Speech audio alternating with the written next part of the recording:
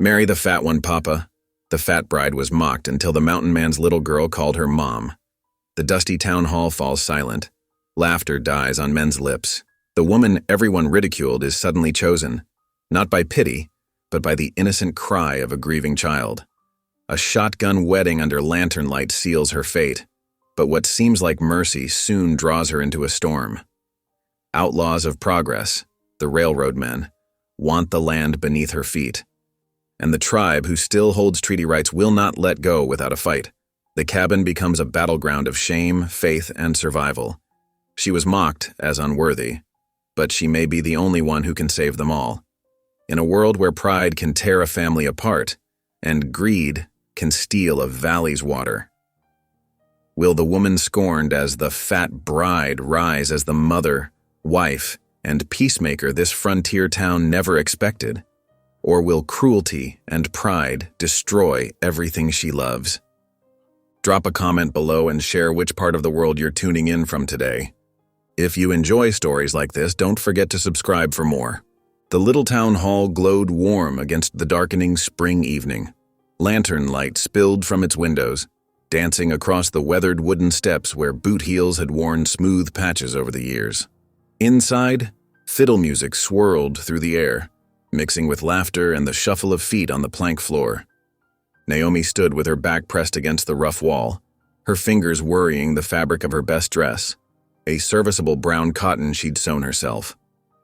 Around her, other young women lined the walls in their borrowed finery, their eyes bright with hope as they waited for someone to notice them. The scent of spring flowers decorated the wooden posts, and a cool breeze drifted through the open windows, carrying the sweet promise of the season. Her heart fluttered each time the fiddle struck up a new tune. Perhaps this time, she thought, someone might ask her to dance. She watched as ranch hands in their Sunday best led giggling girls onto the floor, their boots marking time to the lively music. The sight made her own feet itch to move, to be part of the swirling couples. Near the punch bowl, several cowhands huddled together, casting glances her way that made her stomach clench. Their whispers carried just far enough for her to catch fragments, cruel jests about her size that brought heat to her cheeks. Naomi tried to hold her head high the way her mama had taught her before she passed, but each snicker cut deep. Taking a deep breath, Naomi gathered her courage. When the next song began, she stepped forward, hoping that perhaps someone would see past her heavy frame to the gentle heart beneath. The movement caught the attention of young Tommy Wilson, who stood with his father near the door. "Marry the fat one, Papa," Tommy called out, his high voice piercing through the music. "She'd keep you warm in winter." The room erupted in laughter. Some tried to hide their amusement behind their hands, while others made no attempt to mask their cruel mirth. The sound crashed over Naomi like a wave of ice water, drowning out the fiddles and leaving her frozen in place. Reverend Matthew stepped forward, his weathered face stern. "That's enough now," he called out, trying to restore order to his flock. "We're here to celebrate community, not tear it down." But the damage was done. Naomi retreated to the darkest corner she could find, her cheeks burning and tears threatening to spill despite her fierce determination to hold them back. She pressed her hands against the rough wall behind her, using its solid presence to ground herself as she fought to keep her composure. The minister's wife approached with a cup of punch and a kind smile, but Naomi couldn't bear the pity in her eyes. She accepted the cup with trembling fingers, more for something to hold than any desire to drink. Outside, the distinct sound of wagon wheels crunching on gravel cut through the renewed music and chatter. The noise drew attention. New arrivals this late in the evening were unusual.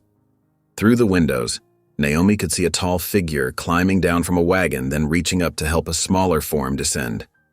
Sam Holt's entrance brought a subtle shift to the room's atmosphere. He filled the doorway for a moment, his broad shoulders and quiet presence commanding attention without effort. His daughter Annie clung to his hand, her small fingers wrapped tight around his calloused ones. The little girl's black mourning dress and solemn face were stark reminders of the loss that still shadowed their family. Naomi watched as Sam nodded curtly to those nearby, his expression neutral but his eyes alert. He was a man more comfortable in the wilderness than at social gatherings, and it showed in the way he carried himself, like a mountain lion, that had wandered into a henhouse, unsure of its welcome but too proud to show concern. Annie's grip on her father's hand remained firm as they moved into the room. The child's eyes, wise beyond her years, scanned the crowd until they settled on Naomi in her corner. There was something in that young gaze that made Naomi's breath catch, a recognition, perhaps, or a kinship of lonely souls. The room had grown quieter with Sam's arrival, conversations dropping to murmurs.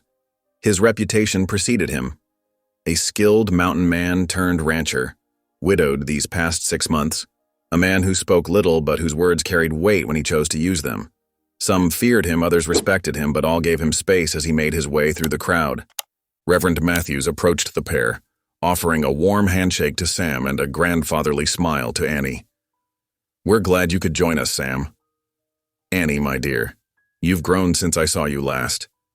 Annie didn't respond beyond a slight nod, her eyes still drawn to Naomi's corner. Sam's quiet. "Much obliged, Reverend," seemed to release some of the tension in the room, and gradually the normal flow of conversation resumed. The fiddles struck up another tune, this one slower and sweeter than before. Couples began to form on the dance floor, and once again the young women along the walls straightened their spines and smoothed their skirts. Hope renewed. Naomi remained in her corner, the punch cup cool against her palms. She watched as Annie whispered something to her father, tugging at his hand and pointing in Naomi's direction. Sam's expression didn't change, but his eyes found Naomi's across the room, held her gaze for a long moment that seemed to stretch like taffy. The earlier mockery still stung, but something about that small girl's interested stare and her father's steady look began to ease the tightness in Naomi's chest. She managed a small smile, directed more at Annie than at Sam, and was rewarded with the child's answering grin, the first real smile anyone had seen from her since her mother's passing. In that moment, as the fiddles played and lantern light cast dancing shadows on the walls, Naomi couldn't have known that this evening would mark the beginning of a change in her life. She couldn't have guessed that the cruel laughter and burning shame would lead to something she'd never dared to hope for. All she knew was that a little girl in a black dress was looking at her as if she'd found something she'd been searching for, and that somehow it made the weight of others' judgment easier to bear. The music faded to a gentle whisper as Sam guided Annie through the doorway of the town hall. Their entrance drew every eye, a reminder of both Sam's commanding presence and the tragedy that had left little Annie motherless. The girl's black dress seemed to absorb the lantern light, making her appear even smaller than her 7 years. Naomi pressed herself further into her corner, trying to disappear. Tears slid silently down her cheeks despite her best efforts to contain them, the sting of public mockery still fresh. She dabbed at her face with her handkerchief, hoping no one would notice her distress. Annie's sharp eyes scanned the room, moving past the dancing couples and gathering crowds until they landed on Naomi. Something in the woman's gentle demeanor and obvious pain called to the child. She tugged insistently at her father's sleeve, drawing his attention to the corner where Naomi stood. "Pa," Annie whispered, her voice urgent. Before Sam could respond, she pulled free from his grip and darted across the wooden floor, her small boots making determined little thumps against the planks. The crowd parted in surprise as Annie ran straight to Naomi. Without hesitation, the child wrapped her arms around Naomi's waist, pressing her face against the soft brown cotton of her dress. The embrace was fierce and desperate, filled with 6 months of longing for a mother's touch. Naomi stood frozen, her hands hovering uncertainly above Annie's shoulders. The girl looked up, her face full of hope and longing. "Mama?" The word rang out clear as a bell in the suddenly quiet hall. Gasps rippled through the crowd like wind through prairie grass. Women covered their mouths with gloved hands, and men shifted uncomfortably. The fiddler's bows faltered, leaving only the echo of Annie's declaration hanging in the air. Naomi trembled, torn between the instinct to comfort the child and the fear of overstepping. Her eyes sought Sam's face, searching for some clue as to how she should respond. The tears she'd been fighting spilled over again. But these were different. Born of confusion and an aching tenderness for the little girl who held her so tightly. Sam crossed the floor in long strides, his spurs jingling softly with each step. Instead of pulling Annie away as some might have expected, He placed a strong, weathered hand on Naomi's shoulder. His touch was gentle but firm, steadying her obvious trembling. "If my child calls her mother," Sam announced, his voice carrying to every corner of the hall, "then she will be." The words fell like stones into still water, sending ripples of shock through the assembled townspeople. The cruel laughter that had filled the room earlier died instantly, replaced by a silence so profound that the crackling of the lantern wicks seemed loud. Those who had mocked Naomi now stood slack-jawed, unable to process this sudden turn of events. "Sam Holtz lost his mind," someone whispered from the back of the room. The mountain airs addled his brain. "Hush now," another voice responded. "Look at that child." Annie hadn't loosened her grip on Naomi's waist. If anything, she held on tighter, as if afraid this moment might slip away. Her face shone with a joy that had been absent since her mother's passing, and none could deny the genuine love in her expression. Reverend Matthews stepped forward, clearing his throat. His fingers worried at his collar as he searched for appropriate words. "Sam," he began carefully, "while I appreciate the sentiment, perhaps we should take some time to—" "No." Sam's response was quiet but carried the unmistakable force of a mountain stream in spring. "You'll marry us tonight, Reverend. Right here, right now." The minister's eyebrows rose toward his receding hairline. "But surely, my Annie needs a mother," Sam continued, his hand still steady on Naomi's shoulder. "And I reckon any woman who can bring that light back to my girl's eyes is worth more than all the gold in Colorado Territory." Naomi's heart thundered in her chest. She looked up at Sam, searching his face for any sign of doubt or mockery. Instead, she found only determination and something softer, respect perhaps, or the beginning of tenderness. "Miss," Sam's voice gentled as he addressed her directly, "I ain't much for fancy words or courtship, but I'm offering you a home, a family, and my protection. Will you have us?" Fresh tears spilled down Naomi's cheeks. She looked down at Annie, still holding her tight, then back to Sam. Her voice trembled, but held firm as she answered, "Yes." The word seemed to release something in the room. Several women dabbed at their eyes, moved despite themselves. The young ranch hands who had mocked her earlier shuffled their feet, shamefaced and unable to meet her gaze. "Very well," Reverend Matthews said, squaring his shoulders. "If you're both determined, then we'll proceed. Though it's highly irregular." "Ain't nothing regular about love," Sam replied quietly. "Or family." The minister gestured for them to step forward and the crowd parted to form a makeshift aisle. Annie finally released her grip on Naomi's waist, but only to take her hand, beaming up at her soon-to-be mother. Sam offered his arm to Naomi, who took it with trembling fingers. Together, they walked to where Reverend Matthews waited. The fiddlers, sensing the moment, began to play softly, a gentle hymn that floated through the hall like a blessing. "Dearly beloved," the minister began, his voice growing stronger as he found his footing in the familiar words. "We are gathered here tonight in the sight of God." Naomi stood straight and proud beside Sam as the ceremony proceeded. The tears had dried on her cheeks, replaced by a quiet dignity that transformed her face. Those who had laughed at her sighs now saw only the beauty of a woman becoming a mother and wife. The vows were simple and traditional. Sam's "I do" was firm and clear, while Naomi's came out soft but unwavering. Annie stood between them, holding both their hands, her face glowing with joy. When Reverend Matthews pronounced them man and wife, Sam lifted Naomi's hand to his lips in a gesture of surprising gentleness. The kiss was brief but respectful, a promise of protection sealed before all present. The townsfolk who had gathered to mock now found themselves witnesses to something unexpectedly sacred. Where there had been cruel laughter, now there were murmured blessings. Where there had been judgment, now there was the humbling sight of love working its mysterious ways. Annie threw her arms around both of them, her small frame barely able to encompass their combined girth. "We're a family now," she declared, her voice ringing with certainty. Naomi knelt down to embrace her new daughter properly, no longer caring about the tears that fell or what anyone might think of them. Sam's hand rested on both their shoulders, completing the circle of their newly formed family. The fiddlers struck up a proper wedding tune and Sam led his new wife onto the dance floor. They moved together carefully, still strangers in many ways, but united in their love for the small girl watching them with shining eyes. Those who had come to the social expecting entertainment of one sort found themselves witness to a different kind altogether, the kind that reminded them of the transformative power of love, especially when it came wrapped in unexpected packages. The wagon wheels creaked steadily as Sam guided the team away from town, the horses' hooves raising small clouds of dust in the moonlight. Behind them, the lanterns of the social grew smaller until they vanished entirely, leaving only stars and a bright half-moon to light their way. Naomi sat rigid on the wagon seat, her thoughts whirling like autumn leaves. Just hours ago, she had stood in that corner, burning with shame from cruel laughter.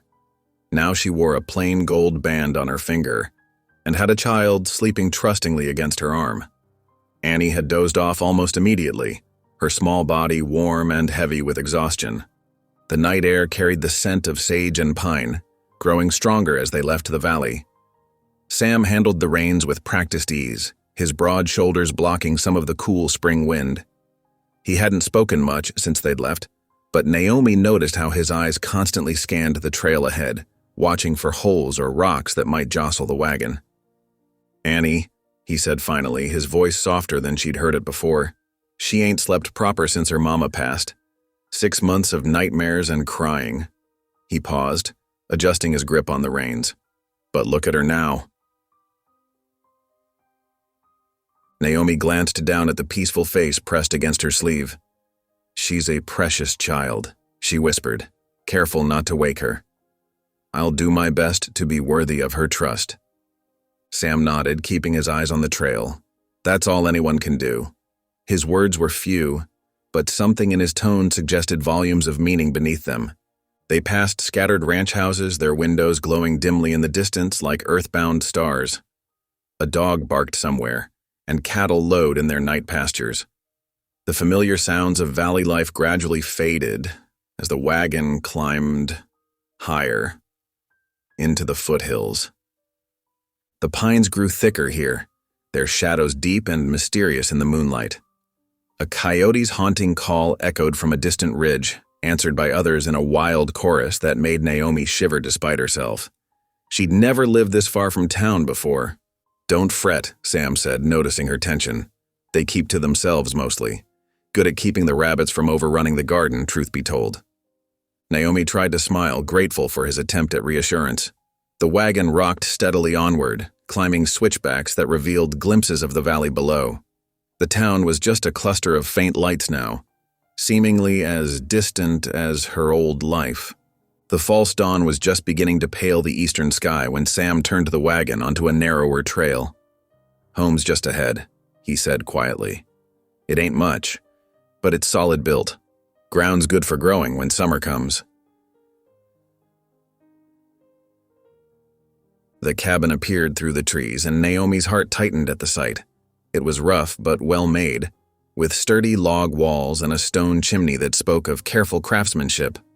A small barn stood to one side, and beyond it, she could make out fields still brown from winter waiting for spring planting.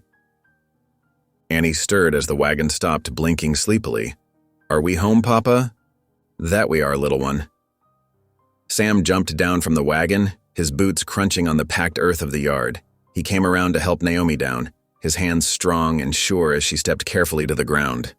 The cabin door creaked as Sam pushed it open, the sound loud in the pre-dawn stillness. Naomi hesitated on the threshold, suddenly unsure of herself. The interior was dark until Sam struck a match, lighting a lamp that revealed the simple room beyond. The cabin's contents told a story of absence that made Naomi's throat tight. Dust lay thick on the shelves built into the walls. An empty rocking chair sat in the corner, its runners marking curved lines in the dust on the plank floor. Carefully folded quilts were stacked on a trunk, as if waiting for someone's return. Annie's small hand slipped into hers, squeezing tight. "Don't leave," the child whispered, her voice trembling with sudden fear. "Please stay with us." Naomi knelt down, meeting Annie's worried gaze. "I'm not going anywhere, dear heart. This is home now." The words surprised her with their firmness, as if speaking them aloud made them more real. Sam busied himself at the fireplace, carefully laying kindling and logs from the box beside the hearth. Soon, a small flame caught and grew, pushing back the shadows and bringing warmth to the cool room. "Trunk there has spare linens," Sam said, straightening up. "Annie can show you where things go. I'll tend to the horses and bring in your things." Left alone with Annie, Naomi took a deep breath and looked around the cabin with fresh eyes. Yes, it showed signs of lacking a woman's touch, but she could see the care that had gone into its building. The walls were chinked tight against winter winds, the floor swept despite the dust. This was a home waiting to live again. "Can I help unpack?" Annie asked, already pulling at the strings of a bundle. "Mama used to let me help with the linens." Naomi swallowed hard at the casual mention of Annie's mother, but kept her voice steady. "Of course you can help. Let's see what needs doing first."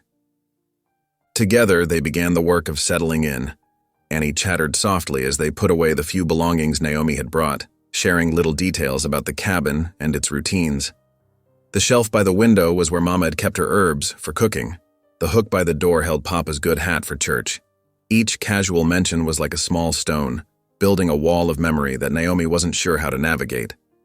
Sam made several trips from the wagon, bringing in Naomi's trunk and the wedding gifts some townspeople had hastily pressed upon them. He moved quietly, efficiently, but Naomi noticed how he avoided looking at certain things. The rocking chair, a faded apron still hanging from a peg. As the sky outside brightened toward true dawn, exhaustion began to catch up with them all. Annie's helpful chatter slowed, her eyes growing heavy again. "Time for bed, little one," Sam said, scooping her up. "You can show Naomi more tomorrow." "But I'm not." Annie's protest was lost in a huge yawn. "Will you still be here when I wake up?" she asked Naomi anxiously. "I'll be here," Naomi promised, smoothing the child's hair. "Sleep well, dear heart." Sam carried Annie up the ladder to the loft, leaving Naomi alone with her thoughts. She sank into a chair by the fire, feeling the weight of the day's events settle over her like a heavy quilt. Her fingers found the wedding band, turning it slowly. The floor creaked as Sam descended the ladder. "She's already asleep," he said quietly. "First time she's gone down easy since." He left the sentence unfinished, but Naomi understood. An awkward silence fell between them. They were strangers still, bound together by a child's need and a moment of public declaration. Naomi couldn't help wondering if Sam was already regretting his impulsive decision. Perhaps in the growing light of day he would see what everyone else saw, just the fat one, taken in out of pity. "I know it ain't much," Sam said suddenly, gesturing at the cabin, "and I know it ain't what you might have dreamed of, getting married like that, in front of those who'd been cruel to you." He ran a hand through his hair, searching for words. "But I meant what I said. Annie needs a mother and you. You showed more kindness in one moment than those folks showed in all their years of knowing you." Naomi felt tears threatening again, but forced them back.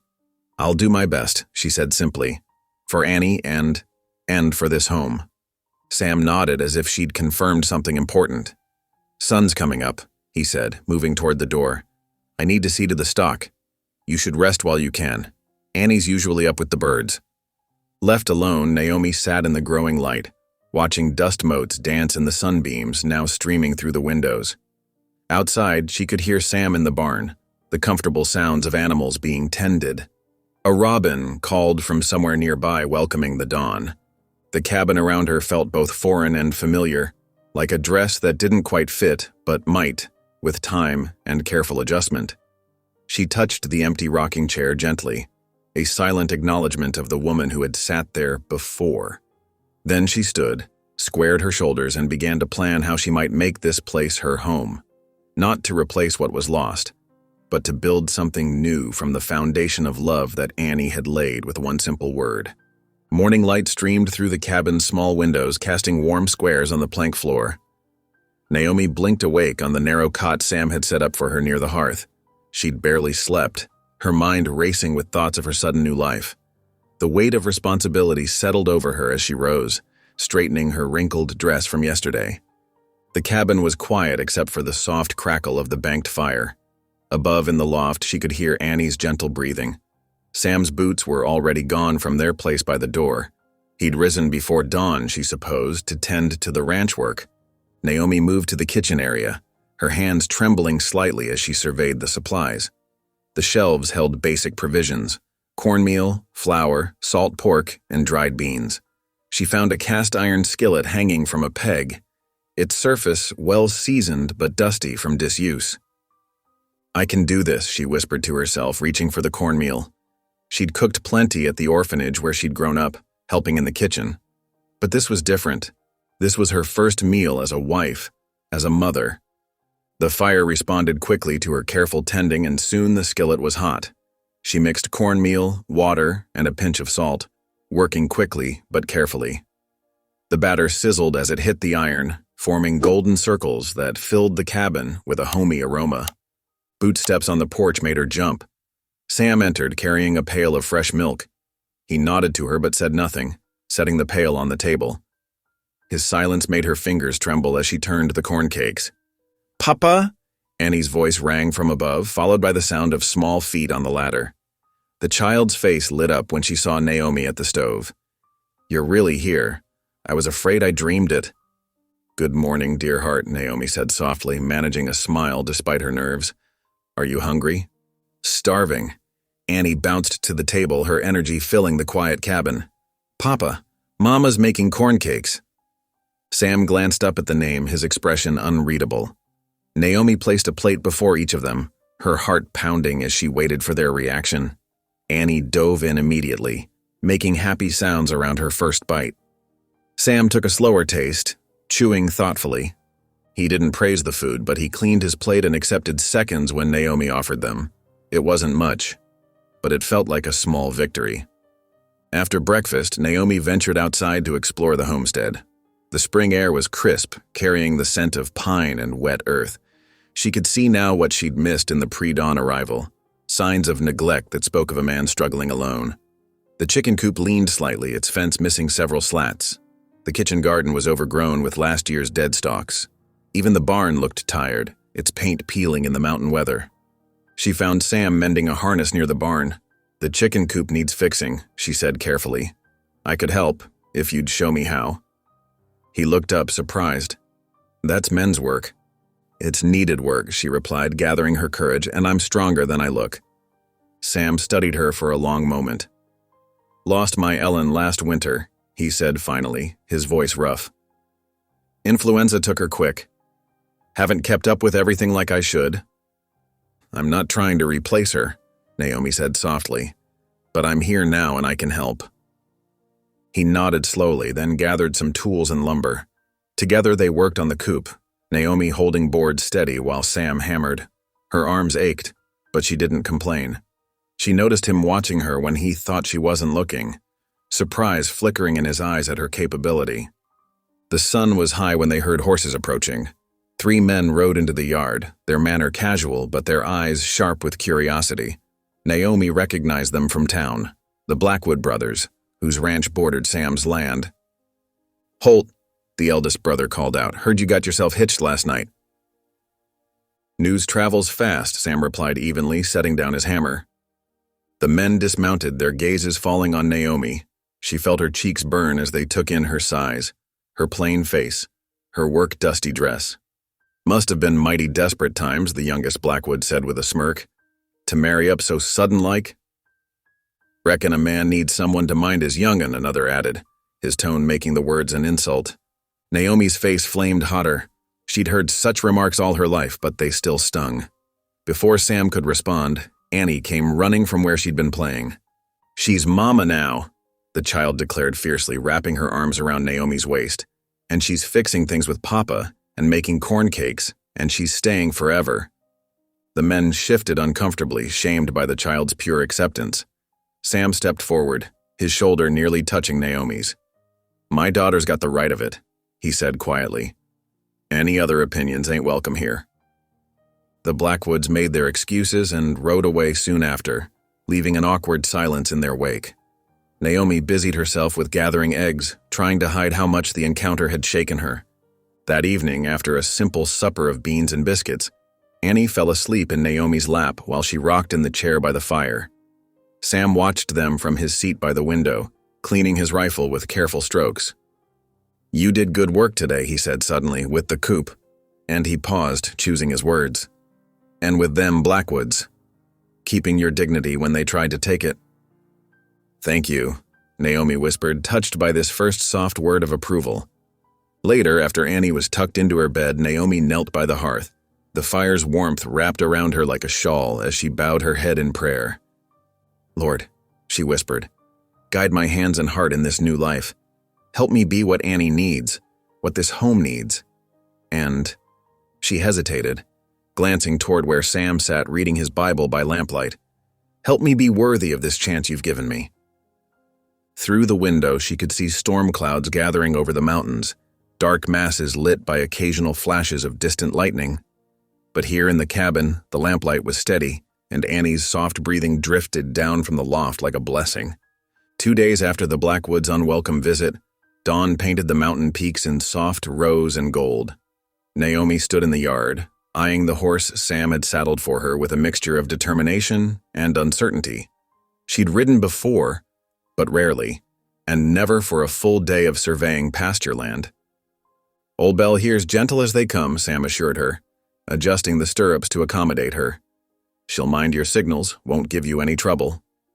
Naomi gathered her skirts and, with Sam's steady hand helping, managed to mount.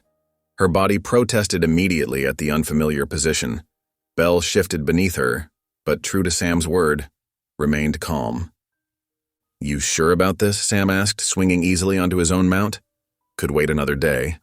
"No," Naomi said firmly, though her hands trembled slightly on the reins. "I need to learn the land if I'm to be any help here." Annie watched from the porch, wrapped in a shawl against the morning chill. "Can't I come too, Papa?" "Not today, sweet pea," Sam replied. "Mrs. Patterson's coming by to mind you. We'll be back before supper." They set out along a worn trail that wound through stands of pine and aspen.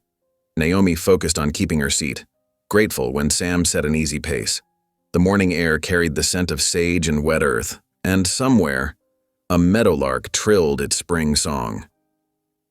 "Got to check the north pastures first," Sam explained as they rode. "Then we'll circle round to that disputed meadow near the creek. Been meaning to ride out there since I heard rumors of railroad men nosing about." Naomi nodded, too concentrated on riding to reply much. Every step of the horse sent twinges through muscles she hadn't known she possessed. But she pressed on, determined to prove herself useful. By midday, they'd covered several miles of pasture land. Sam pointed out boundary markers, water sources, and the best grazing spots. Naomi tried to memorize it all, seeing how the land's health meant survival for their small family. "You're doing well," Sam commented as they paused to rest the horses. "Most city folks would have complained by now." "I'm not most city folks," Naomi replied, managing a small smile despite her discomfort. "The orphanage taught me about hard work, if nothing else." Sam's expression softened slightly. "Reckon it did at that." They rode on, the terrain growing rougher as they approached the contested meadow. Naomi heard the creek before she saw it, a clear stream cutting through rich grassland that spread out beneath scattered cottonwoods. But something else caught her attention, the sharp sound of hammering. Sam tensed in his saddle. "Railroad men," he muttered, spurring his horse forward. 4 men worked in the meadow, driving wooden stakes into the ground and stretching measuring lines between them. Their wagon bore the railroad company's mark. As Sam and Naomi approached, a heavy-set man in a fine coat straightened up, watching their approach with narrow eyes. "This here's private property," Sam called out, his voice carrying the edge of warning. The well-dressed man, clearly the foreman, gave a cold smile. "That's so. According to the deed I carry, this land belongs to the railroad company." "I've got the purchase papers at home," Sam replied, his hand resting near his gun belt. "Bought this spread fair and square 5 years back." The foreman spat tobacco juice onto the grass. "Way I hear it, you bought from a man who didn't have proper right to sell. Railroads had claims since '68. "That's a lie and you know it," Sam's voice remained level, but Naomi could see the tension in his shoulders. The other workers had stopped their tasks watching the exchange. One of them nudged another, smirking as they noticed Naomi. She lifted her chin, refusing to show how their looks affected her. "Courts'll sort it proper," the foreman said with false pleasantness. "Meanwhile, we've got work to do. Railroad's coming through, Holt. Best make your peace with it. This meadow's not just mine to defend, Sam replied. You're forgetting about the treaty rights. The foreman's face darkened. Treaties with savages don't mean much against progress, friend. Railroad's getting this land one way or another. Why don't you take your new missus home before things get unpleasant? The threat hung in the air like gunsmoke. Naomi saw Sam's hand tighten on his reins, knew he was weighing the odds of a fight. 4 against 1, and her presence making him vulnerable. We're going, she said quietly, surprising herself. But we'll be back with the proper papers. The foreman laughed, his men joining in. Lady, you do better tending your kitchen than mixing in men's business. Sam wheeled his horse around, his face tight with anger.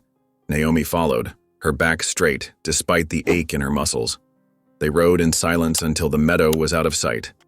Shouldn't have brought you into this, Sam said finally, his voice rough with regret. I'm glad you did, Naomi replied. I need to understand what we're facing. The sun was lowering toward the mountains when they reached the cabin. Annie ran out to meet them, chattering about her day with Mrs. Patterson. Naomi dismounted carefully, her legs nearly buckling.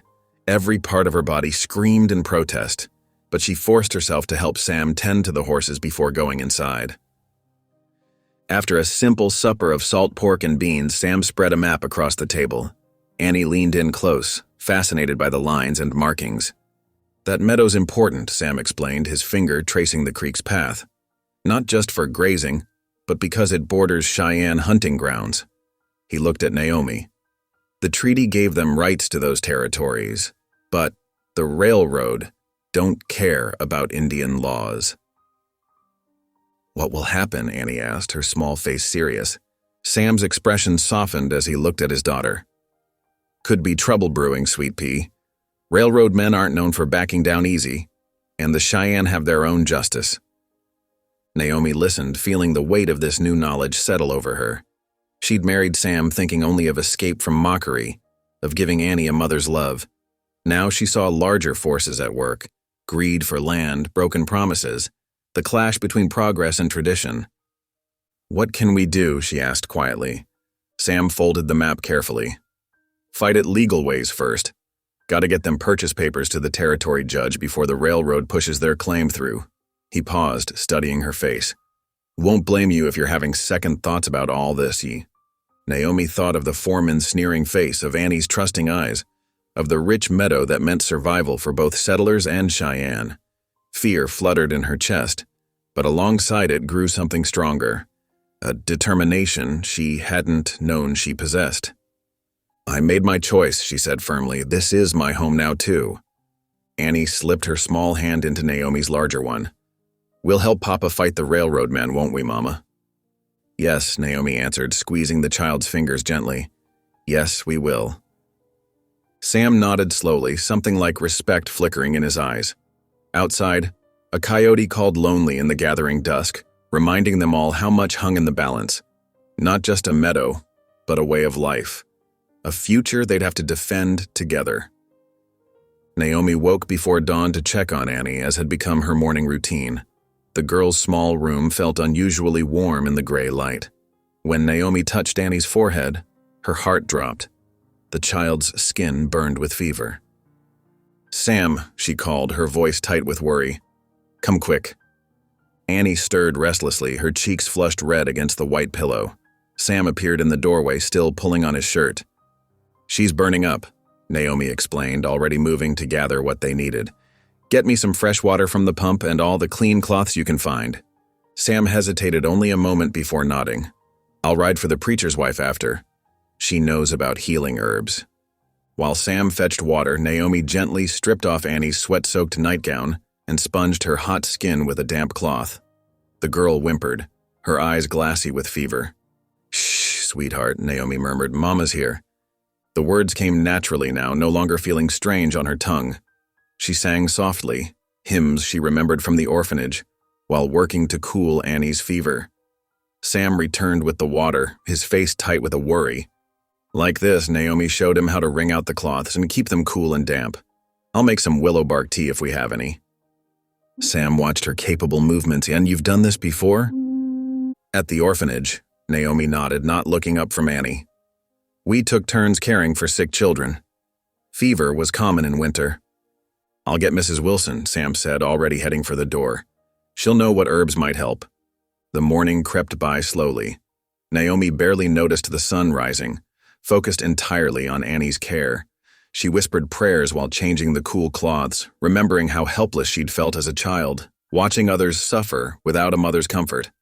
Not this time, she murmured, smoothing Annie's damp hair. You have a mama now, little one. Near noon, Sam returned with the preacher's wife, who brought a bundle of dried herbs and experienced hands. Together, they brewed a healing tea and coaxed Annie to sip it slowly. You're doing well, Mrs. Wilson told Naomi, watching her patient care. Keep up with the cool cloths. The fever needs to break on its own.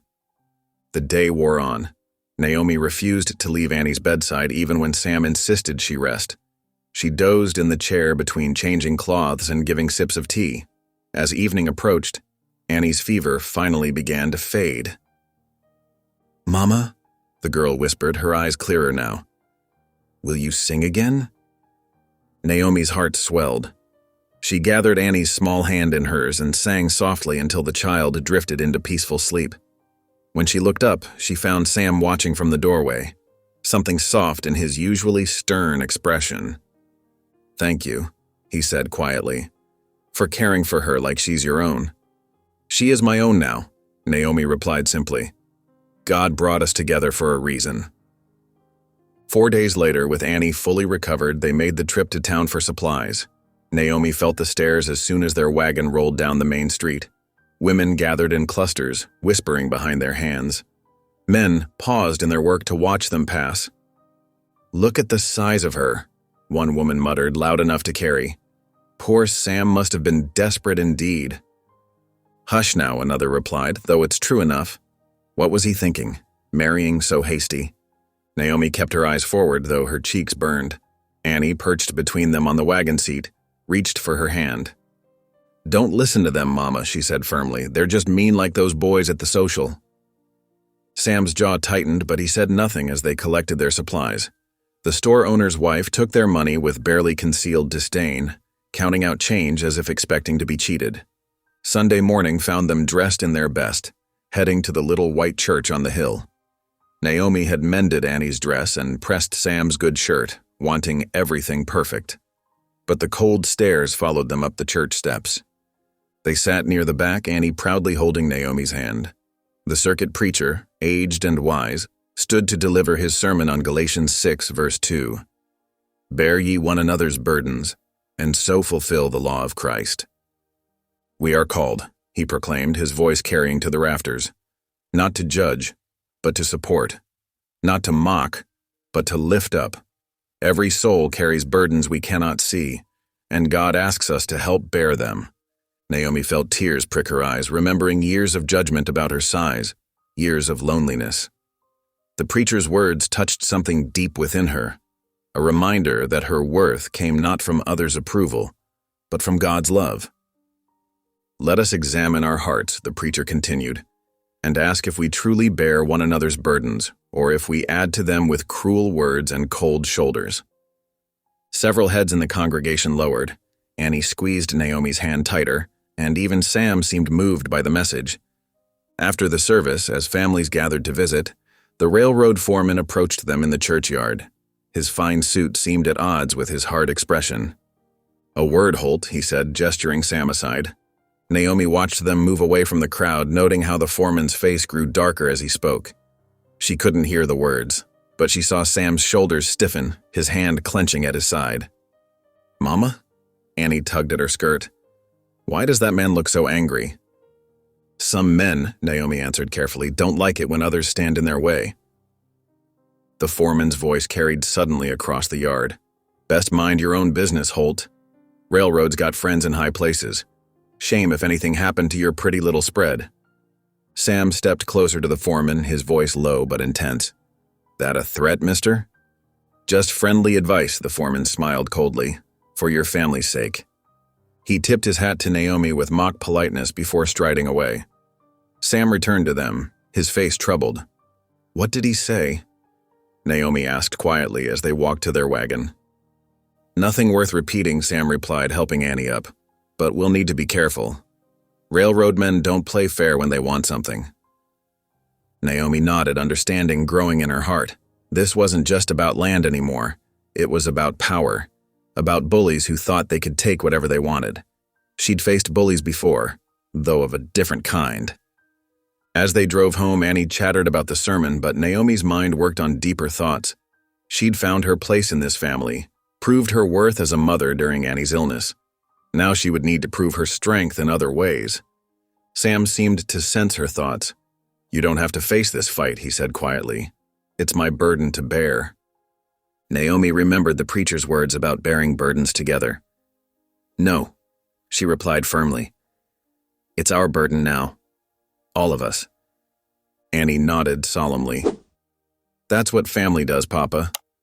We help each other." Sam's expression softened as he looked at them both. The wagon rolled on toward home, leaving the town's whispers behind. Naomi sat straighter, feeling a new kind of courage growing within her.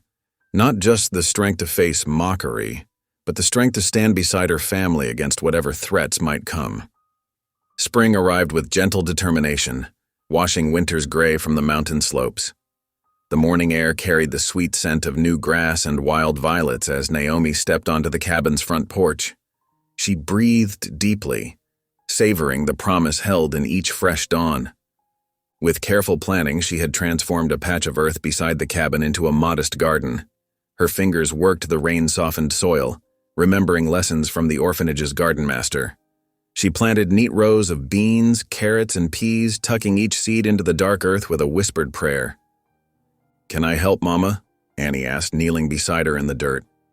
"Of course, little one." Naomi showed her how to space the seeds just right.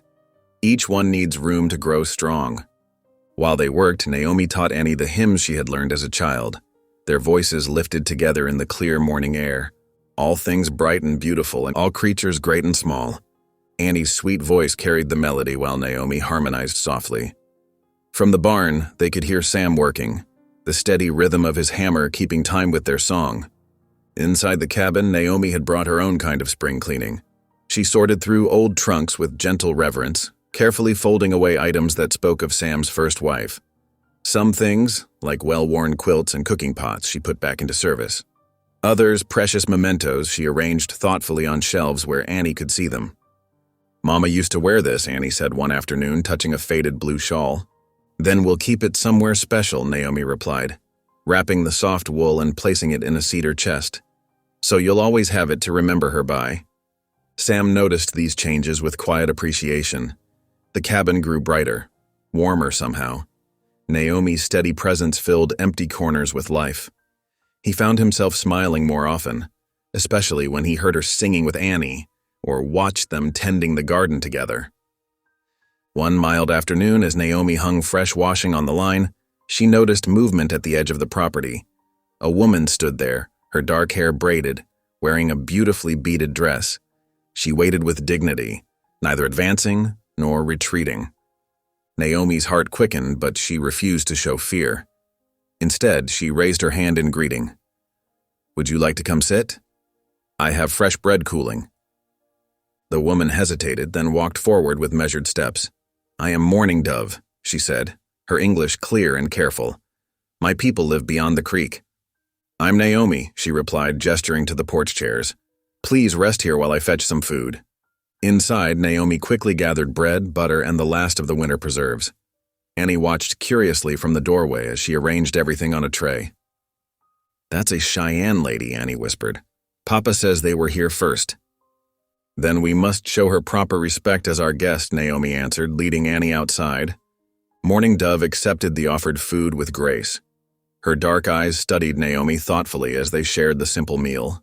Annie sat nearby, fascinated by the intricate beadwork on Mourning Dove's dress. "You are new here?" Mourning Dove observed, Sam Holt's wife.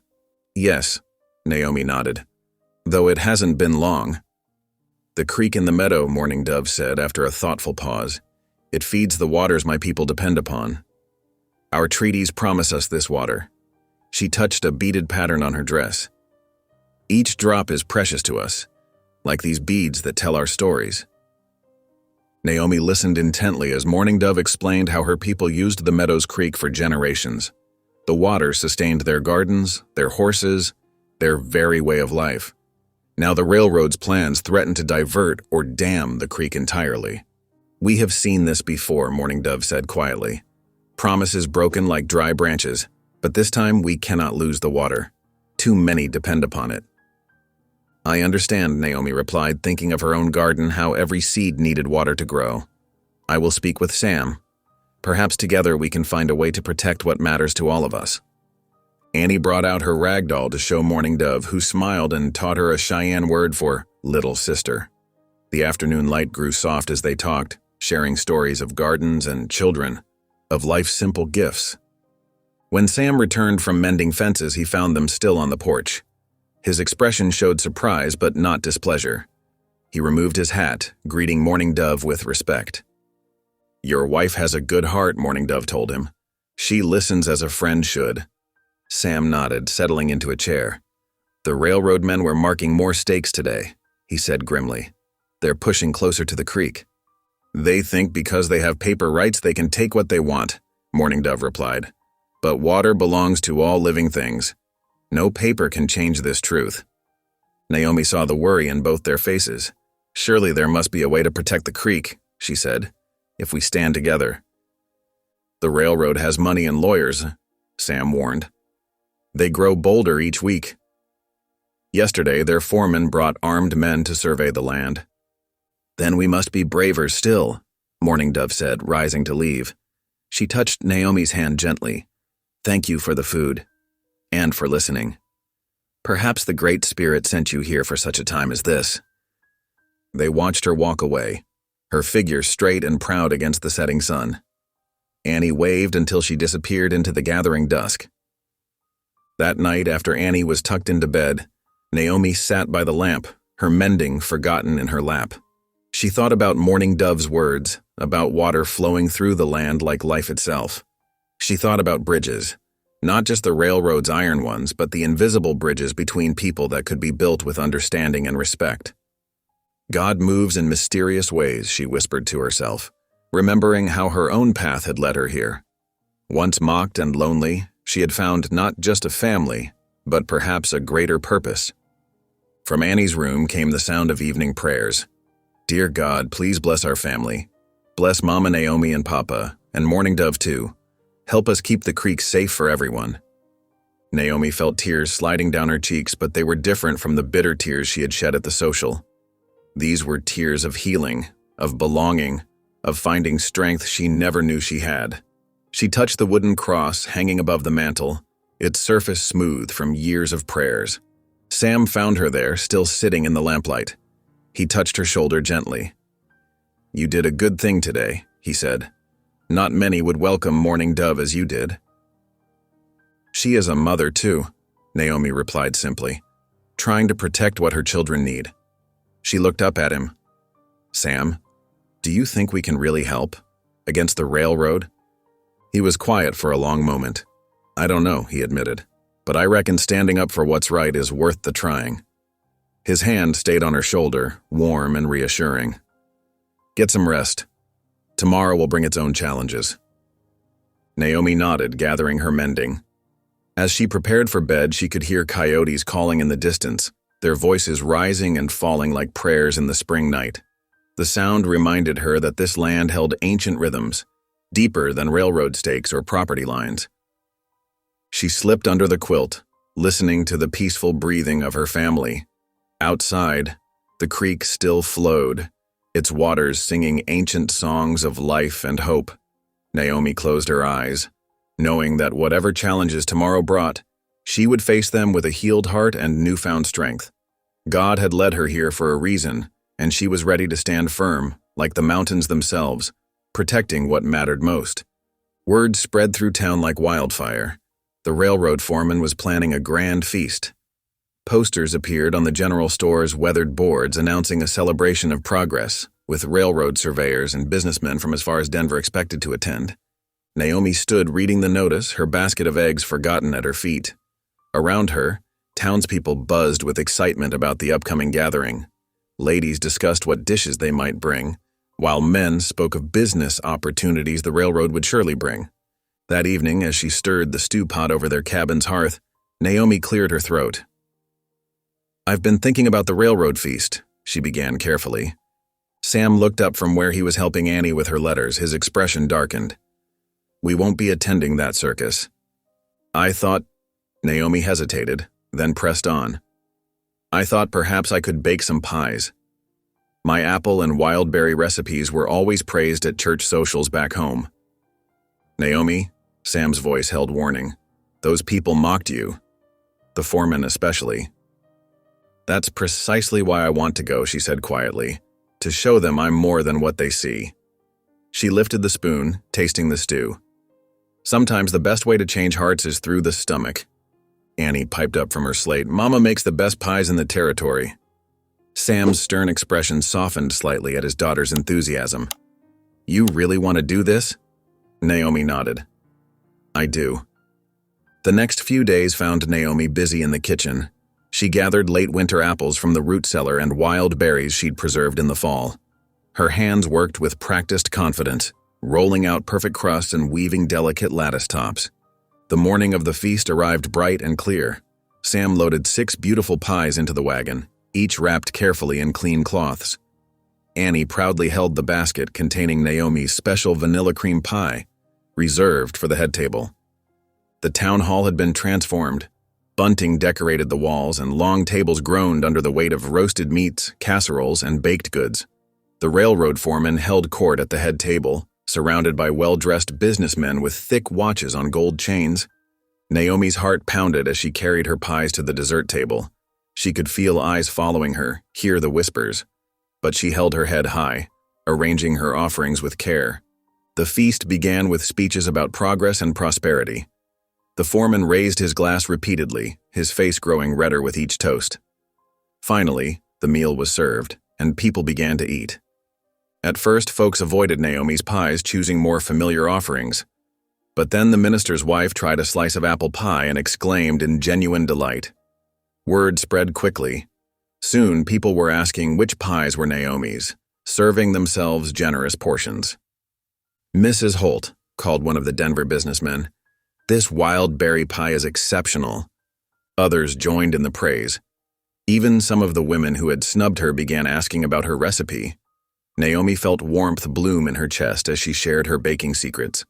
But then the foreman's voice cut through the pleasant atmosphere. "Well, well, no wonder these pies are so good." He winked at his companions. "Our Mrs. Holt clearly knows her way around a kitchen. Must spend plenty of time sampling her own cooking, eh?" Laughter rippled through his immediate circle. The foreman, encouraged, continued. "I'd say that hearty appetite of hers guarantees quality control." The cruel jest hung in the air. Naomi felt her face burn as more people joined the laughter.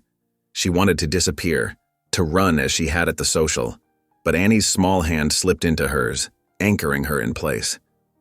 Sam stood slowly from his seat, his chair scraping against the wooden floor.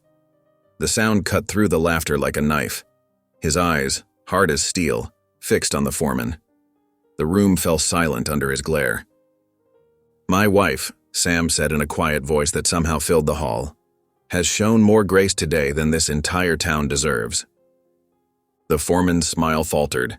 He raised his hands in mock surrender, but the damage was done. The mood of the gathering had soured. As the afternoon wore on, Naomi helped clear tables and wash dishes, refusing to let them see her cry. While stacking plates in the kitchen, she overheard voices from the back office. The door was cracked open just enough for the foreman's words to carry clearly. "The deed records are a mess," the foreman was saying. "Nobody's bothered organizing them for 20 years. Once we get our man installed as county clerk, it'll be simple enough to file our own versions." A second voice, Naomi recognized the current clerk's assistant, responded eagerly. "I can help with that, for the right price, of course." "Of course," the foreman agreed smoothly. "We'll need documents showing the water rights were sold years ago. Backdate everything properly.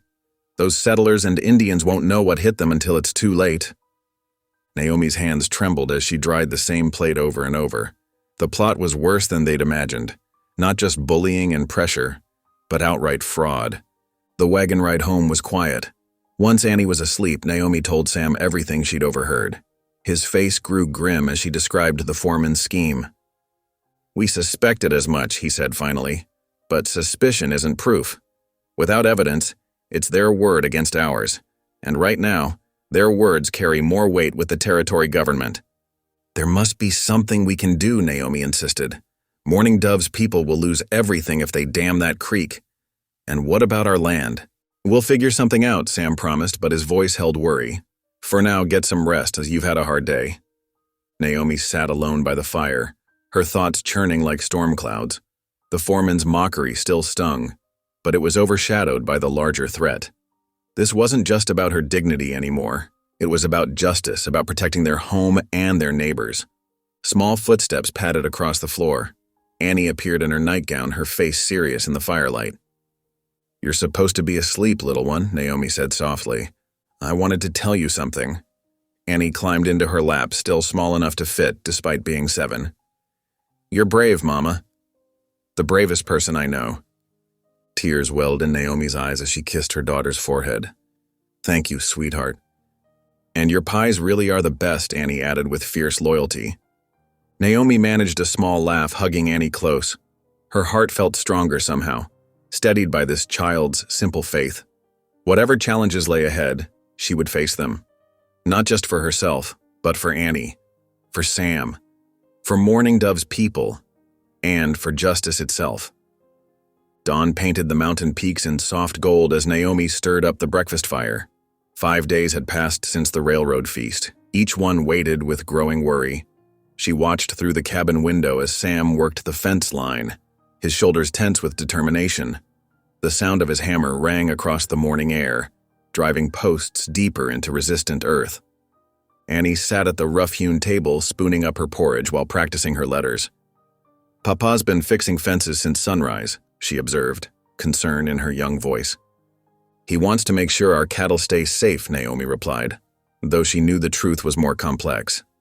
Sam was fortifying their boundaries against more than just wandering livestock. After clearing away the breakfast dishes, Naomi tied on her bonnet.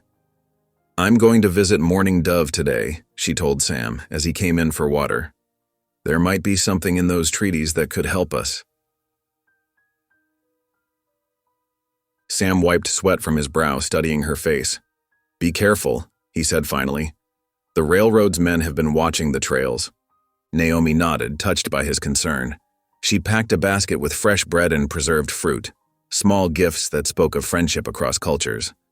The walk to the Cheyenne camp took nearly an hour, following a creek that sparkled in the spring sunshine. Morning Dove met her at the edge of the camp, dark eyes warm with welcome. "Sister," she greeted Naomi, using the term that had grown natural between them. "You come with troubled thoughts." "The railroad men grow bolder," Naomi admitted as they settled inside Morning Dove's lodge. "They seek to take what isn't theirs, as they have always done." Morning Dove's voice held old pain. "But we have kept safe what proves our rights." She rose and brought out a leather bundle, unwrapping it carefully to reveal aged papers. "The treaty?" Naomi leaned forward, eyes wide. Morning Dove nodded. "Signed by our grandfathers and your government's leaders. Here," she pointed to carefully preserved text, "it speaks of the waters.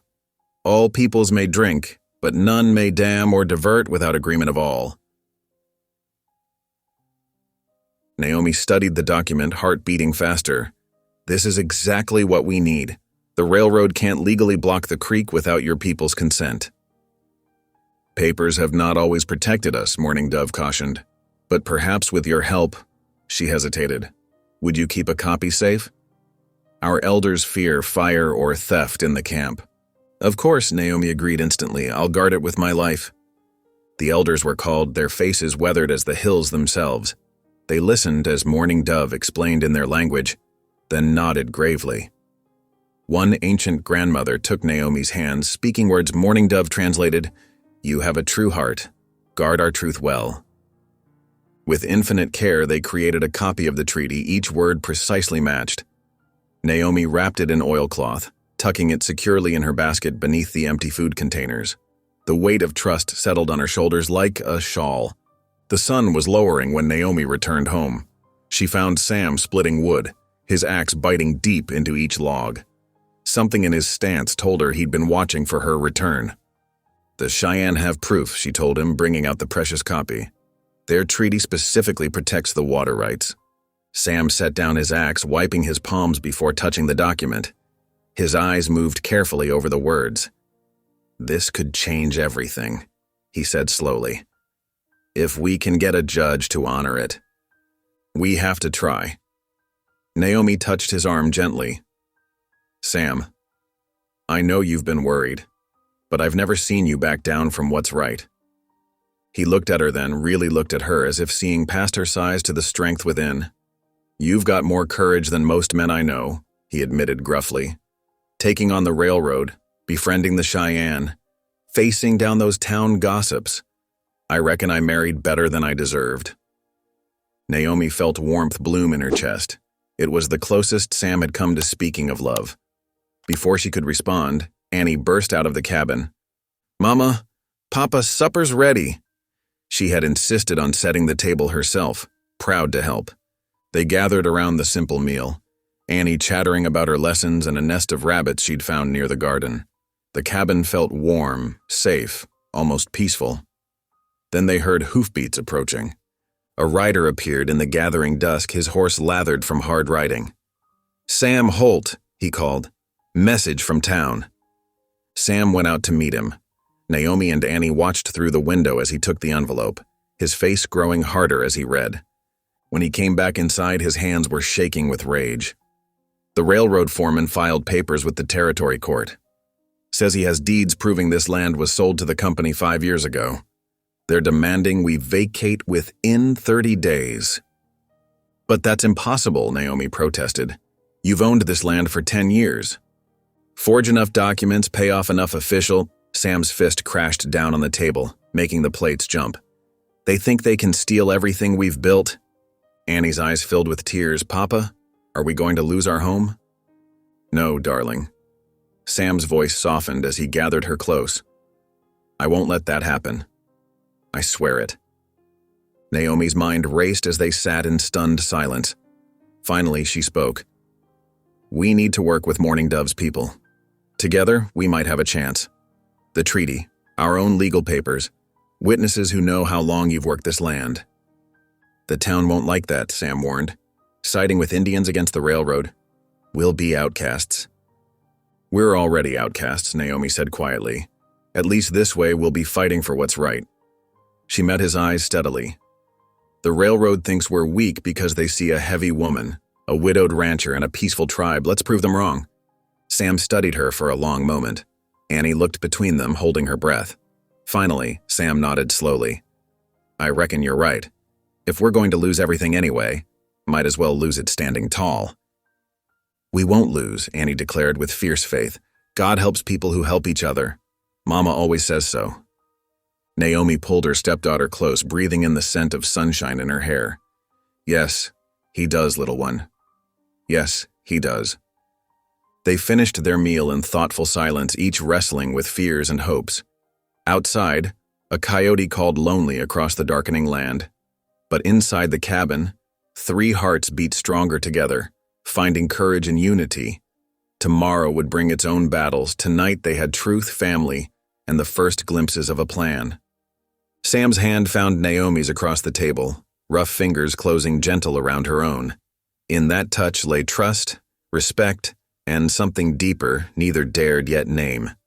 Whatever came next, they would face it side by side. Morning sunlight crept over the mountain peaks as Sam hitched the wagon. Naomi settled Annie between them on the wooden seat, smoothing the girl's Sunday dress. The 3-mile journey to town stretched before them, each hoofbeat bringing them closer to confrontation. "The sheriff's a fair man," Sam said, breaking the silence. "Known him 20 years. If anyone will listen, it'll be him." Naomi nodded, though worry gnawed at her heart. The wagon wheels creaked over familiar ruts in the dirt road. Annie hummed hymns softly, her small hand finding Naomi's larger one for comfort. The sheriff's office sat quiet in the early morning shadows. Inside, worn wooden floors carried the weight of countless troubles before theirs. Sheriff Miller looked up from his desk, his weathered face creasing with concern at their arrival. "Sam," he greeted, standing, Mrs. Holt, little Annie? He gestured to the chairs before his desk. What brings you folks in so early? Sam pulled the railroad's eviction notice from his coat. Got this yesterday. Railroad claims they own my land I've worked for 10 years straight. The sheriff took the paper, reading slowly. His frown deepened with each line.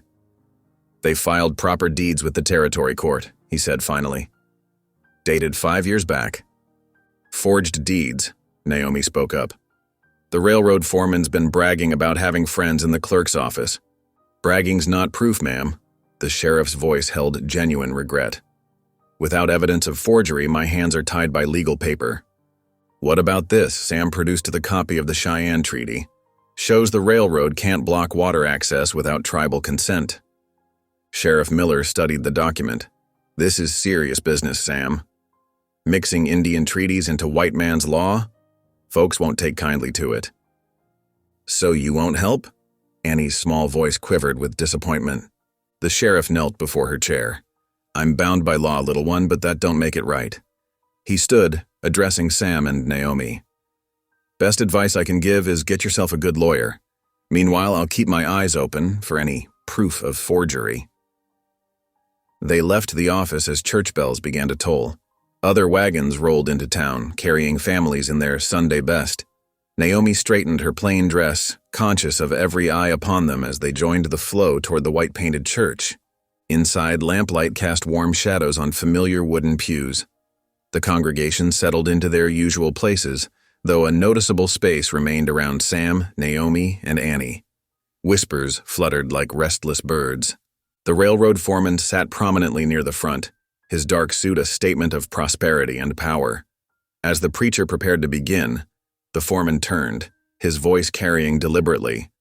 Shame when women forget their proper place, he announced to his companions. Meddling in men's business, stirring up Indians against progress. Naomi felt heat rise in her cheeks as heads turned. A woman behind her whispered loud enough to hear, "Poor Sam Holt, taking her out of pity. Now see what trouble she's brought?" Annie's small hand squeezed Naomi's arm fiercely. Sam's jaw clenched, but he stayed silent as the service began. Naomi tried to focus on the hymns, but shame pressed down like a physical weight. She had known the town's judgment would worsen, but experiencing it cut deep. The preacher's sermon seemed to speak directly to her heart. 2 Corinthians reminds us, he said, his gentle voice filling the church, that God's power is made perfect in weakness. When we are weak, then we are strong. After the final hymn, most folks hurried past without meeting their eyes. The preacher approached as they gathered their things. "Mrs. Holt," he said kindly, "might I share a word?" They stepped aside as Sam took Annie to ready the wagon. The preacher's eyes held compassion. "The Lord often chooses unlikely vessels for his work," he said softly. David was but a shepherd boy. Moses struggled to speak clearly, yet God used their weakness to show his strength. Tears threatened to spill from Naomi's eyes. "It's so hard," she whispered, facing their scorn, feeling like a burden to Sam. "You are neither weak nor a burden," the preacher assured her. "I see God's hand in bringing you to Sam and Annie. Remember, Jesus himself was despised and rejected, yet through that rejection came salvation." His words gave her strength to hold her head high as she walked to the wagon. But the ride home felt heavy with unspoken tension. Sam barely spoke, his thoughts clearly churning behind stern features. That evening, after a quiet supper, Sam paced the cabin like a caged animal. Every attempt Naomi made at conversation met short replies. Annie watched them anxiously, sensing the growing distance. "Papa?" she ventured finally. "Are you angry at Mama?" Sam stopped pacing. "No, child. Just got much on my mind." "Then why won't you talk to her?" Annie's question hung in the air. "Some burdens a man must carry alone," Sam said gruffly and strode outside into the gathering dusk. Naomi's heart ached as she tucked Annie into bed. "Your papa loves you very much," she assured the girl. "He's just worried about our home." "He loves you too," Annie insisted, clinging to Naomi's neck. "Please don't go away." "I'm not going anywhere," Naomi promised, though uncertainty gnawed at her soul. She kissed Annie's forehead and moved to the main room, lighting the lamp against the darkness. Sam's empty chair by the fire spoke volumes. Outside, she could hear him chopping wood by moonlight, his way of working out frustration. The rhythmic thud of the axe seemed to echo her own isolation. Naomi knelt by the hearth, clasping her hands in prayer. "Lord," she whispered, "I don't know how to carry these burdens. The town's scorn I can bear, but Sam's distance." Tears fell freely now. "Give me strength to be what this family needs. Show me the way forward." The full moon cast silver light through the window, painting patterns on the rough wooden floor. From the hills came the mournful song of coyotes, calling to each other across the vast night. Their cries spoke to the loneliness in Naomi's heart, the fear that perhaps she truly was nothing more than a convenient solution to Sam's problems. She remained there long after the sound of chopping ceased, after Sam's boots crossed the porch and headed for the barn where he'd taken to sleeping. The lamp burned low, its light barely holding back the shadows that seemed to press in from all sides. Annie's soft breathing from the other room reminded her why she must endure. Whatever came next, that child needed her. And somewhere beneath Sam's pride and anger, Naomi believed he needed her too, even if he couldn't admit it yet. The coyotes called again, their voices threading through the moonlight like silver needles. Naomi wrapped her shawl tighter, fighting back the cold that seemed to seep into her very bones. Tomorrow would bring new battles, new judgments to face. But tonight she could only pray for wisdom, for courage, and for the love she felt slipping away like water through her fingers. The days stretched long and silent at the homestead. Morning mist clung to the meadows as Sam rode out at first light, his broad shoulders hunched against some invisible weight. He would return after sunset, hands rough from mending fences, speaking only when necessary about chores or weather. Naomi kept the cabin in order, her movements quiet and careful like a ghost haunting familiar rooms. She cooked hearty meals that Sam barely tasted, darned clothes he hardly acknowledged, and tried not to let her hurt show when he took his plate to eat alone on the porch. Only Annie's presence brought any warmth to their fractured home. The child fluttered between them like a determined sparrow, trying to weave together the fraying threads of their family. She would drag her father inside from his self-imposed exile, chattering about Naomi's fresh-baked bread or new song she had learned. "Papa, taste Mama's apple cake," Annie would insist, or "Papa, come see the flowers Mama planted." Each time she said, "Mama," Naomi noticed Sam's slight flinch, though he never corrected the child. One evening, as purple twilight settled over the land, Naomi carried fresh linens to the bedroom. She found Sam standing motionless by the cedar chest, holding a faded quilt in work-roughened hands. The pattern was simple but lovely, flying geese in worn blues and browns, his first wife's handiwork. Naomi hesitated in the doorway, unsure whether to retreat, but something in his stance, the slope of his shoulders, the careful way he touched the fabric, made her step forward. "She made this our first winter here," Sam said softly, not turning around. "Worked on it by lamplight after long days of helping clear the land. Never complained once about the cold or the work." "She sounds like a remarkable woman," Naomi offered gently. Sam's fingers traced the stitches. She was. Strong, but gentle too. Known her since we were young. Courted proper. Took our time. He fell silent for a long moment. Not like. The unfinished thought hung heavy in the air. Not like us, Naomi's heart filled in. Not like this hasty marriage born of desperation and a child's need. "I reckon I rushed into this," Sam finally said, still not meeting her eyes. "Weren't fair to you, pushing you into a dead woman's shoes. Weren't fair to her memory neither."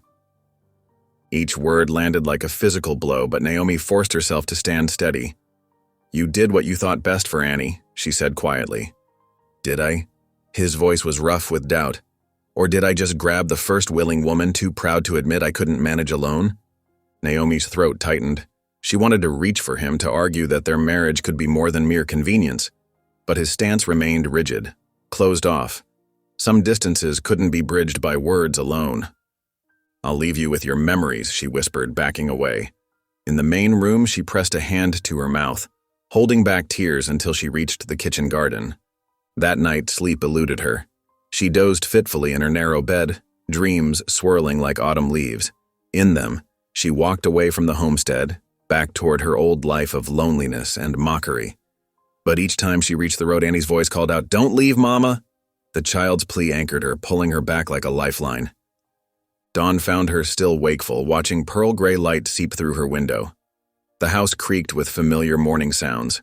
Sam's heavy steps as he headed to the barn, Annie's soft breathing from the next room.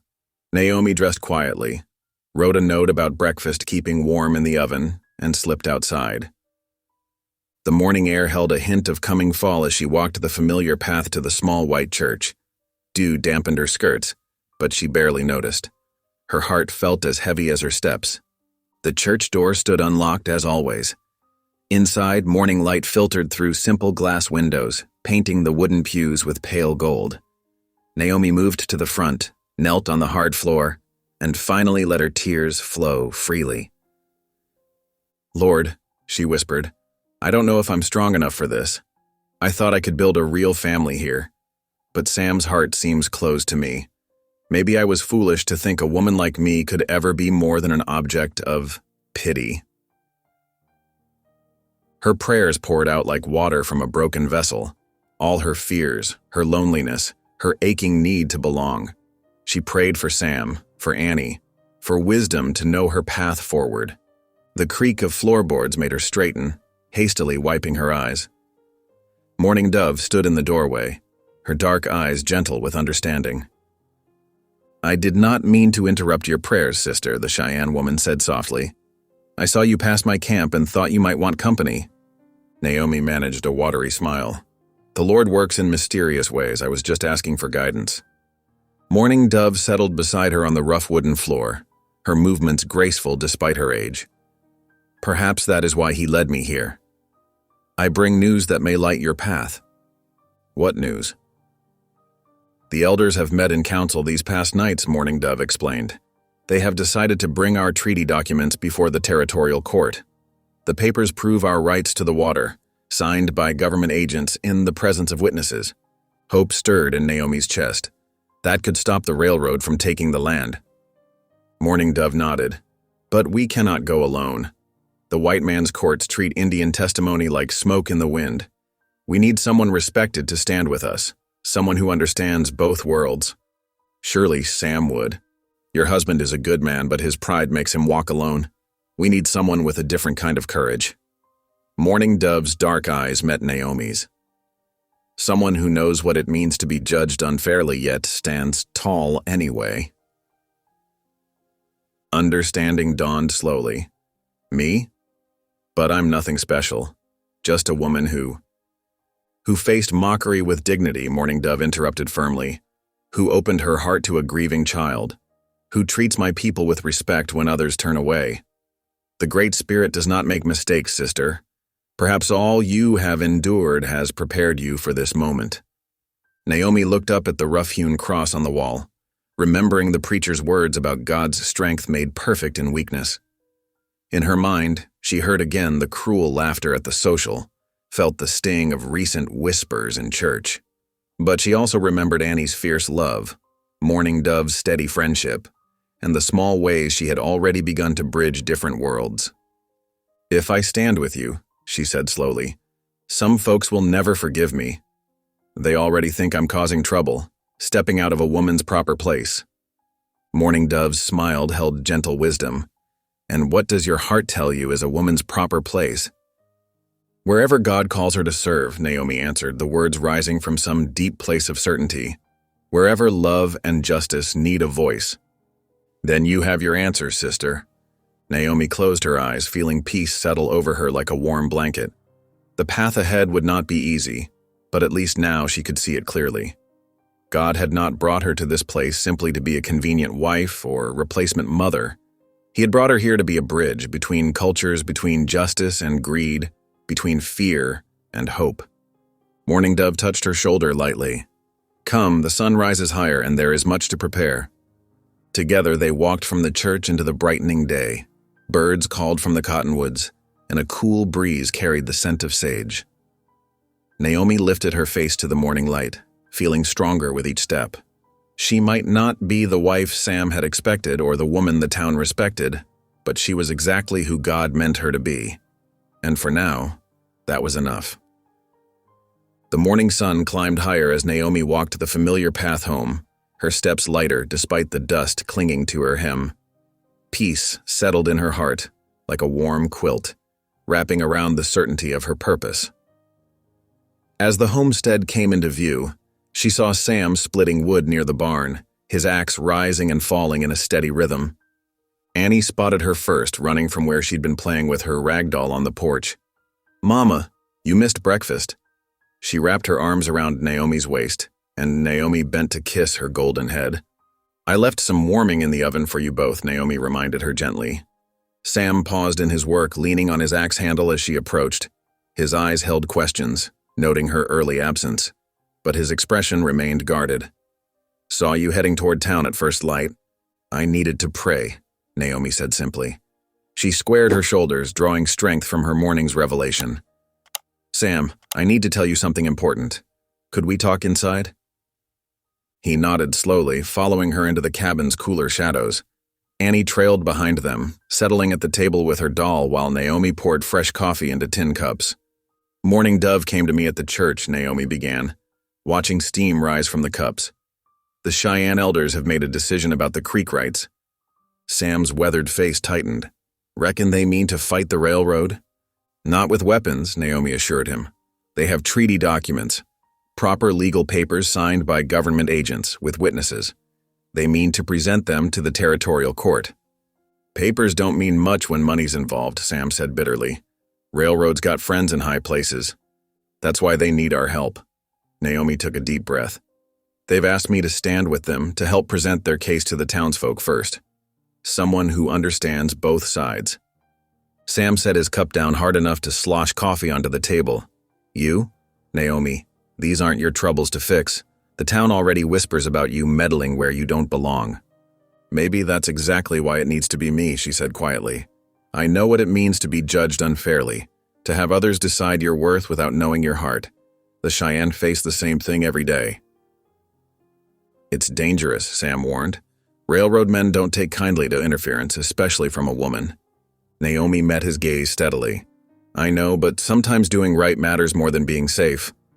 Sam studied her face for a long moment, seeing perhaps for the first time the quiet fire burning behind her gentle eyes. His expression softened almost imperceptibly. "You mean to do this with or without my blessing, don't you?" "I have to follow my conscience," Naomi said, "but I'd rather have you beside me." Annie looked up from her doll, her small face serious. "Are we going to help Morning Dove's people, Papa?" Sam ran a hand through his graying hair, glancing between his daughter's hopeful expression and his wife's determined one. Finally, he sighed. "Reckon we are. Lord help us all." He stood, reaching for his hat. "Might as well write out today. Hear what the elders have to say." Joy bloomed in Naomi's chest, but she kept her voice steady. "I'll pack some food for the journey." Within the hour, they were mounted and heading toward the Cheyenne camp, Sam on his sturdy gelding, Naomi on a gentle mare, and Annie riding double with her father. The late morning sun warmed their backs as they followed the creek's winding path. The camp appeared gradually through the trees, leather lodges rising like earth-colored hills, smoke threading up from cooking fires. Children played between the lodges, their laughter carrying on the breeze. Several men looked up from their work as the family approached, their faces carefully neutral. Morning Dove emerged from her lodge, raising a hand in greeting. "Welcome, friends. The elders are gathered, waiting to speak with you." She led them to a larger lodge where several older men sat in a circle, their faces lined with wisdom and concern. Sam removed his hat respectfully as they entered. Annie stayed close to Naomi's skirts, wide-eyed, but curious. A white-haired elder gestured for them to sit. Through Morning Dove's translation, he explained the treaty's history, how it had been negotiated in good faith, promising the Cheyenne people continued access to the creek's water for their horses and crops. From a beautifully beaded leather case, he withdrew carefully preserved papers covered in formal script and official seals. As Morning Dove translated each section, Naomi listened intently, asking thoughtful questions about dates and details. Sam remained quiet, but attentive, his expression growing grimmer as he realized the strength of their claim. "The railroad ignores these rights," Mourning Dove explained, her voice heavy with frustration. "They say progress cannot wait for old promises, but without the creek, our people cannot survive here." Outside the lodge, children's voices rose in play. Annie had slipped out earlier, drawn by their games, and now her clear laugh mingled with theirs. The sound bridged any differences of language or culture. Just children sharing joy in the summer sunshine. Naomi touched the treaty papers gently. "These need to be shown to the town council first," she said. "If we can win their support before going to the territorial court, it will carry more weight." "The council meets in 3 days," Sam added, speaking for the first time. "Time enough to gather witnesses who remember the treaty signing." The elder nodded approvingly, speaking again through Mourning Dove. "You have a good heart, woman who stands tall," he said to Naomi, using a name that made her blush. "We trust you to speak our truth." As the sun began its westward slide, the family shared a simple meal with Mourning Dove's people: dried meat, corn cakes, and sweet berries.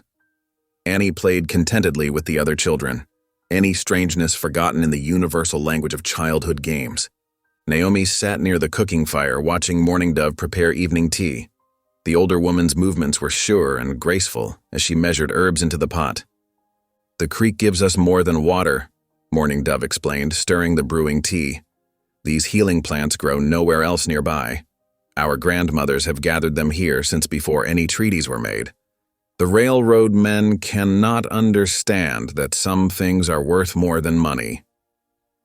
"I'll help them understand," Naomi promised. "Even if they mock me again, I won't stay silent." The sun painted the western sky in shades of gold and rose as they prepared to ride home. The elder presented Naomi with copies of the treaty documents, carefully wrapped in soft leather. The responsibility settled on her shoulders like a mantle, heavy but somehow right. Sam helped Annie mount up, then paused beside his own horse, watching Naomi say goodbye to Mourning Dove. The two women embraced like sisters, their differences forgotten in shared purpose. As they rode home through the gathering dusk, Sam guided his horse closer to Naomi's. Annie had fallen asleep against his chest, her small face peaceful in the fading light. "I was wrong earlier," he said quietly. Naomi glanced at him, surprised by the admission. "About these not being your troubles to fix," he continued. "Watching you today with the elders, seeing how you listened and asked the right questions." He paused, choosing his words carefully. "You've got a courage I never expected, Naomi. A different kind than what I'm used to, but real all the same." Warmth spread through Naomi's chest, sweeter than any praise she'd ever received. "Thank you, Sam. I'm starting to think the Lord knew what he was about, sending you to us that night." Sam's voice grew softer, even if I was too proud to see it at first. Naomi blinked back tears, hope unfurling like spring leaves in her heart. Perhaps their hasty marriage, born of necessity and a child's need, could grow into something deeper. Love could take root in the most unexpected soil, she was learning, if given time and tender care. They rode on through the gentle evening, 3 figures moving together through the shadowed land. Above them, the first stars appeared, bright as promise in the darkening sky. The morning sun cast long shadows across Main Street as wagons and riders converged on the whitewashed church hall. Townsfolk gathered in clusters, voices hushed and curious. Naomi's hands trembled slightly as she clutched the leather bundle containing the treaty documents. Sam steadied her elbow as they approached the steps, Annie skipping ahead with innocent excitement. Mourning Dove and 3 Cheyenne elders waited beneath the oak tree, dignified in their ceremonial dress. Whispers rippled through the crowd at their presence. Some stepped back, others merely stared. The railroad foreman stood near the entrance, arms crossed, a sneer playing at his lips. "Quite the circus you've brought to town," he called out, loud enough for all to hear. Naomi lifted her chin, refusing to let his mockery pierce her resolve. The leather bundle felt warm against her heart, carrying the weight of truth within its folds. Sam's hand found the small of her back, a quiet gesture of support that gave her strength. The circuit preacher appeared in the doorway, his weathered face grave but kind. "All God's children are welcome in his house," he announced, gesturing for everyone to enter. Inside, morning light filtered through tall windows, dust motes dancing in the beams. The wooden pews filled quickly, Ranch hands, shopkeepers, farmers' wives in their Sunday best. The sheriff sat near the front, his expression carefully neutral. Mourning Dove and the elders took seats near the wall, their presence commanding quiet respect despite the sideways glances. Annie tugged Naomi's skirt. "Can I sit with Mourning Dove?" "Of course, dear." Naomi watched her daughter skip over to the Cheyenne woman, who welcomed her with a gentle smile. The sight warmed her heart. A child's innocent acceptance cutting through years of prejudice. The preacher called the meeting to order with a brief prayer for wisdom and justice. Then he nodded to Naomi. "Mrs. Holt, you've brought evidence regarding the disputed water rights. Please share what you found." Naomi's legs felt wooden as she walked to the front. The railroad foreman's smirk seemed to mock each step, but when she turned to face the crowd, she found Sam's steady gaze, and her voice grew stronger. "These documents," she began, carefully unwrapping the leather bundle, "are the original treaty signed between the United States government and the Cheyenne people. They guarantee access to the creek waters for their survival." The foreman barked out a laugh. "Scraps of paper, nothing more, probably forged by savages who can't even write." "Sir," the preacher warned sharply, "we will have civil discourse here." Naomi's hand steadied as she held up the first page, its official seals clearly visible. This treaty was witnessed by 3 territorial judges and a military commander. Their signatures are here, along with the president's seal. She began reading the careful script aloud, her voice growing in confidence with each word. The clause about water rights was explicit, guaranteeing the Cheyenne people permanent access to the creek and its tributaries for their horses, crops, and medicinal plants. A murmur ran through the crowd. Several older ranchers nodded, remembering the treaty's signing. The sheriff leaned forward, his brow furrowed in concentration. "That's all very touching," the foreman interrupted, "but progress can't be stopped by ancient promises to human beings," Naomi cut in, surprising herself with her boldness. "To families who depend on water just as we do. The treaty is clear. This land was meant to be shared." "And who are you to lecture us?" the foreman sneered. "Some fat spinster so desperate she'd marry the first widower who'd have her?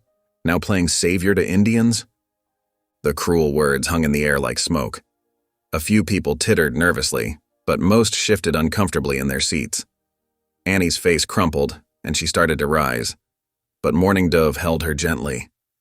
Before Naomi could respond, Sam's chair scraped back. He stood slowly, his presence filling the room.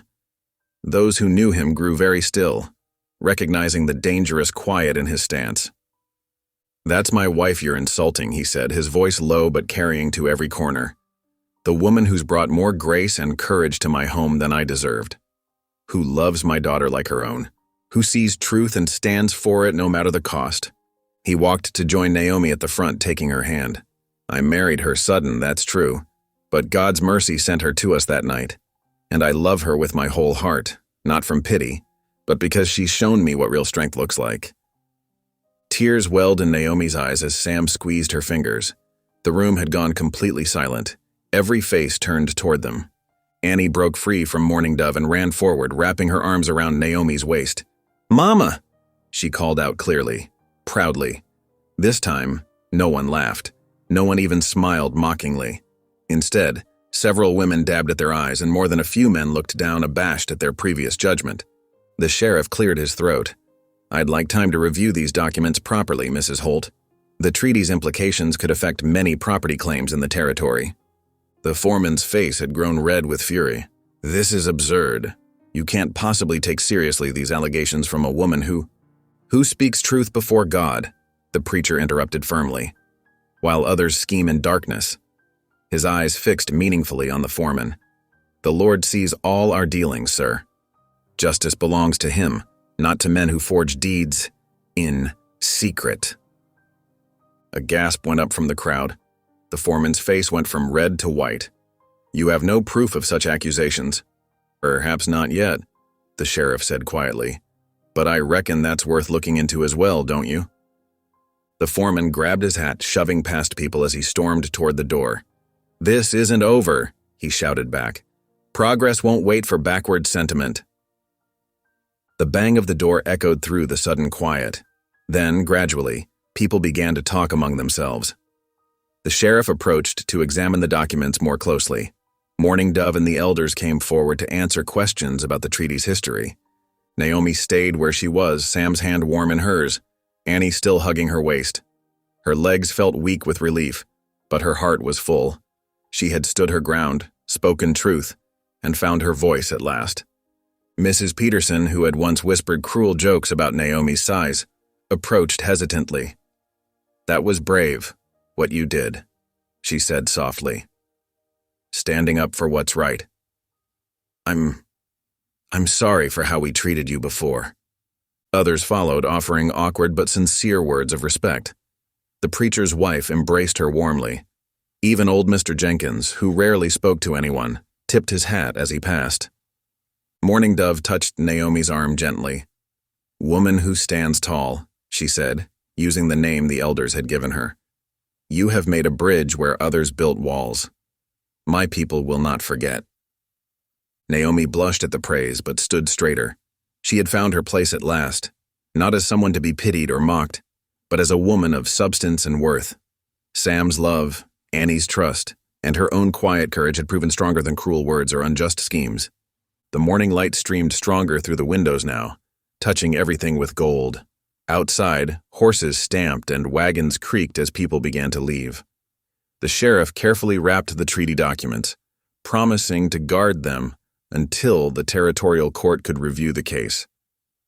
Naomi knew the battle wasn't truly over. The railroad foreman would not give up easily, and change came slowly to frontier towns. But something had shifted today, like spring earth finally thawing after a long winter. Seeds of justice had been planted, and they would grow in their time. Sam helped Annie into their wagon, then turned to lift Naomi up beside him. His touch was gentle, his eyes warm with pride and love. As they drove home through the bright morning, Naomi felt peace settle in her heart. She had found her voice, her courage, and her family, gifts beyond price given by a God who saw past surface judgments to the truth of a person's worth. The railroad workers slouched against their horses, sneering at Sam as he worked the fence line. Their leader, a burly man with tobacco-stained teeth, spat in the dirt. "Might be an accident happens to this pretty homestead," he drawled. "Shame if your barn caught fire." Before Sam could respond, Naomi strode forward, her shadow stretching long in the evening light. "You'll do no such thing," she declared, her voice steady. Hoofbeats thundered as Mourning Dove appeared with 3 elders and the sheriff. The lawman dismounted, treaty papers in hand. "These men were just leaving," he announced firmly. "Their forged deeds won't hold up in territorial court." The workers slunk away, casting dark looks over their shoulders. By supper time, the homestead rang with celebration. Settlers and Cheyenne sharing food and song together. Annie danced between the cultures, her laughter bright as sunshine. Sam pulled Naomi close. "You saved more than our land," he whispered. "You saved my soul from bitterness." "We're a real family now," Annie proclaimed, hugging them both. Naomi's tears fell freely, but this time from joy. The homestead bloomed under summer's gentle touch. In the vegetable patch, Naomi's rows of corn and beans stretched toward the sun while herbs scented the morning air. Annie skipped between the garden beds, hauling water and singing hymns. "Papa, tell about when you trapped beaver up north," she begged each evening. Sam, mellowed by peace, shared tales of mountain passes and trading posts that made Annie's eyes shine. At Sunday service, the preacher's words rang clear, "In Christ we are one family." The congregation nodded, greeting Naomi with genuine smiles.